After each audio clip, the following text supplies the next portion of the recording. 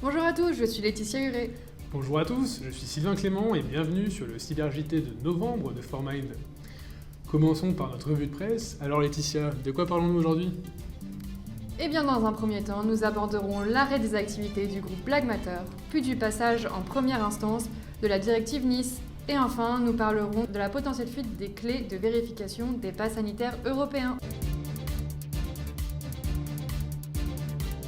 Dans l'actualité récente du ransomware, le groupe Black Matter a annoncé l'arrêt de ses activités le 1er novembre. C'est par un message posté sur son portail de Ransomware as a Service que le groupe, né en juillet 2021, a annoncé suspendre ses activités et infrastructures sous 48 heures. Le groupe Black Matter évoque la pression judiciaire sur certains de ses membres clés et sous-entend que d'autres ont été mis hors d'état de nuire par les autorités.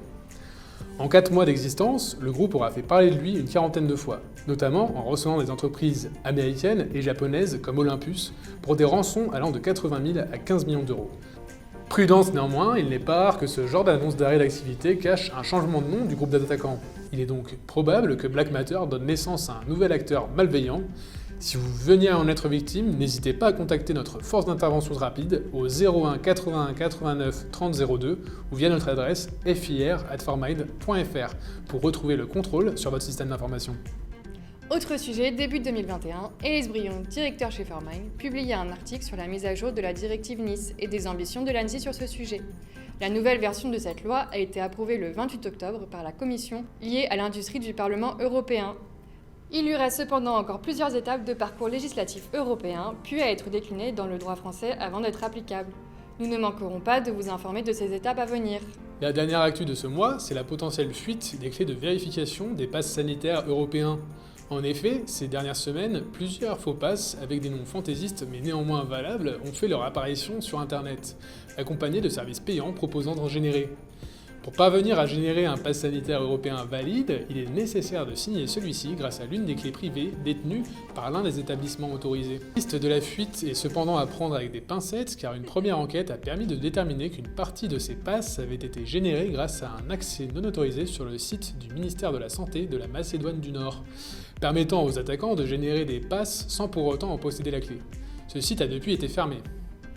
Il semblerait également que certains d'entre eux, signés par les ministères français et allemands, aient été générés avec la complicité d'un membre du personnel soignant.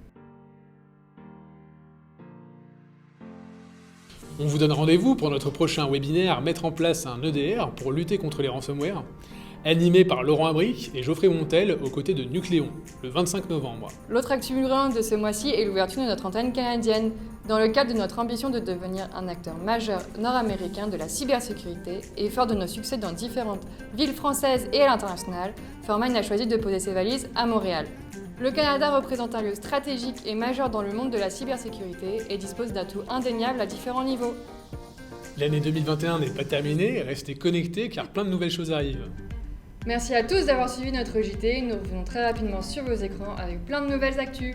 À très vite.